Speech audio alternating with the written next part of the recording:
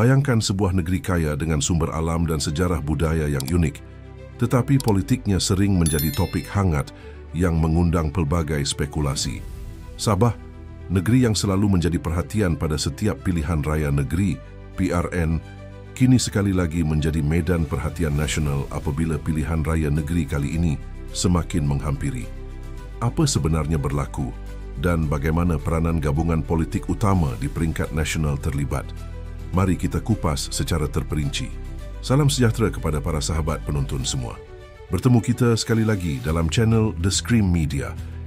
PH takkan calonkan nama Ketua Menteri Sabah, Anwar. Itulah berita kita pada kali ini. Dan sebagai disclaimer, berita ini adalah berdasarkan artikel asal yang dipetik daripada Malaysia Kini. Pada malam yang lalu di Kota Kinabalu, Perdana Menteri Malaysia, Datuk Seri Anwar Ibrahim, yang juga pengerusi Pakatan Harapan, PH, menegaskan bahawa gabungan politiknya tidak mempunyai niat untuk menguasai Sabah. Dalam satu majlis makan malam rasmi, beliau dengan jelas menyatakan bahawa PH tidak akan mencalonkan mana-mana individu untuk jawatan Ketua Menteri pada PRN kali ini. Anwar menjelaskan bahawa PH tidak mempunyai kerusi mencukupi untuk menubuhkan kerajaan negeri secara bersendirian. Untuk rekod, PH hanya meletakkan calon di 22 daripada 73 kerusi Dewan Undangan Negeri Sabah, sementara majoriti mudah memerlukan sekurang-kurangnya 38 kerusi. Kita tidak letak calon PH sebagai Ketua Menteri. Kamu pilihlah siapa kamu mahu untuk membentuk kerajaan, jelas Anwar. Kenyataan ini menekankan peranan PH sebagai entiti yang lebih fokus kepada kerjasama dan tadbir urus berkesan daripada mengejar kuasa secara langsung. Kenyataan ini muncul selepas beberapa isu yang menimbulkan spekulasi tentang kuasa politik di Sabah. Sebelum ini, bekas pengerusi PH Sabah, Ewan Benedict dari Pertubuhan Kinabalu Progresif Bersatu UPKO, menyuarakan kebimbangan bahawa negeri ini berisiko kehilangan kuasa tawar-menawar jika pemimpin tempatan kalah kepada calon dari Parti Nasional yang dikaitkan dengan Presiden Parti di seberang laut. Isu ini semakin hangat apabila UPKO memutuskan untuk keluar daripada PH berkaitan tuntutan 40% hasil persekutuan yang dikutip dari Sabah. UPKO juga dilaporkan tidak berpuas hati dengan Parti Keadilan Rakyat, PKR, yang didakwa cuba melemahkan kepimpinan tempatan mereka dalam PH Sabah.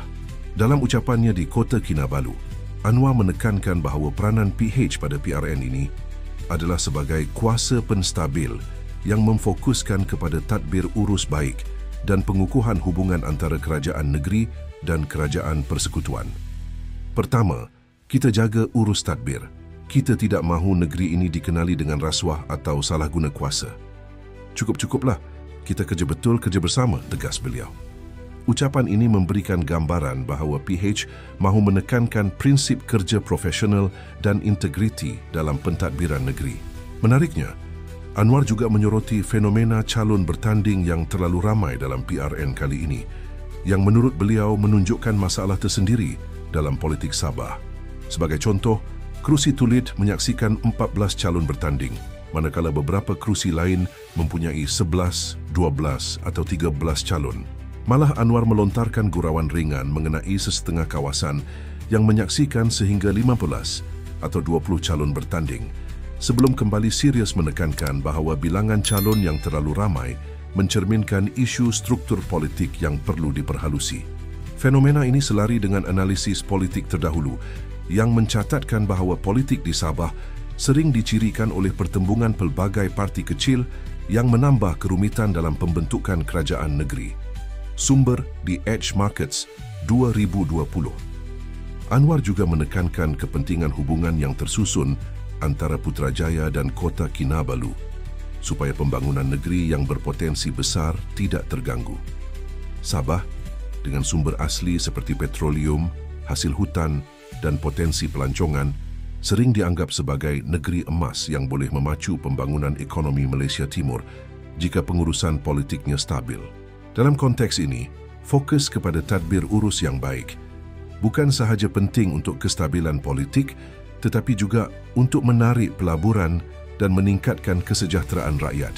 Satu isu sensitif yang menjadi perhatian ramai ialah tuntutan 40% hasil persekutuan daripada Sabah. Anwar menegaskan bahawa kerajaan pimpinan beliau menghormati hak ini dan tidak mencabar tuntutan tersebut. Ini pertama kali Kabinet kata 40% itu hak Sabah. Tak bantah, katanya. Beliau menambah bahawa rayuan mahkamah yang dilakukan kerajaan sebelum ini berkaitan kes lain dan bukan mengenai isu 40% itu secara langsung, menekankan bahawa isu ini sering disalahfahami oleh media dan pihak tertentu. Jika dilihat dari perspektif sejarah, isu Sabah menuntut hak hasil persekutuan bukan perkara baharu. Sejak Perjanjian Malaysia 1963, Sabah dan Sarawak diberikan hak-hak khas termasuk peratusan hasil minyak dan hak autonomi tertentu. Perbincangan tentang 40% hasil dan perlunya hubungan konstruktif dengan Putrajaya sebenarnya mencerminkan dinamik politik federalisme yang sering menjadi topik perbincangan akademik. Sejarawan politik Malaysia seperti Profesor James Chin pernah menulis bahawa negeri-negeri Borneo sering menjadi pivot dalam politik nasional kerana kedudukan strategik dan sumber ekonominya. Dalam konteks semasa, pendekatan Anwar yang lebih lembut pada ucapan kali ini berbanding lawatan beliau sebelum ini menunjukkan strategi komunikasi politik yang berhati-hati yang cuba menyeimbangkan antara pengiktirafan hak negeri, kestabilan politik dan persepsi nasional. Strategi sebegini juga boleh dibandingkan dengan pendekatan pentadbiran terdahulu yang kadangkala menekankan dominasi politik persekutuan tanpa mengambil kira sensitiviti lokal dan sering menimbulkan ketegangan. Analisis akademik juga boleh menimbulkan persoalan menarik. Adakah peranan kuasa penstabil yang dimainkan PH ini mampu menukar lanskap politik Sabah dalam jangka panjang? Bagaimana interaksi antara Parti Nasional dan Parti Tempatan membentuk pola kerjasama atau persaingan yang lebih kompleks? Sejarah menunjukkan bahawa negeri-negeri seperti Sabah dan Sarawak memiliki tradisi politik yang unik, di mana pengundi sering mengutamakan calon tempatan dan isu pembangunan berbanding garis politik nasional semata-mata.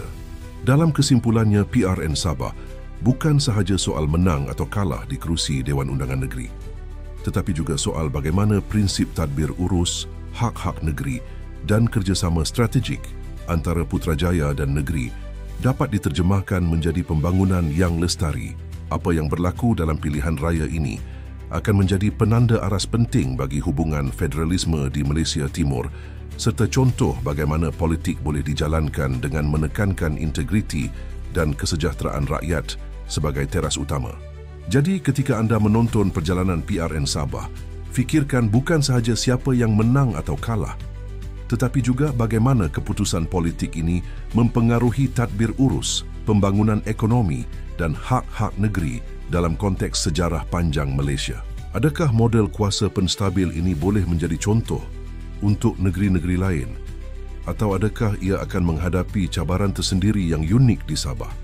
Komen di bawah dengan pandangan anda, kerana setiap suara rakyat, sama ada di Kota Kinabalu atau di seluruh Sabah, memainkan peranan dalam membentuk masa depan politik dan ekonomi negeri ini. Sekian, kita jumpa lagi.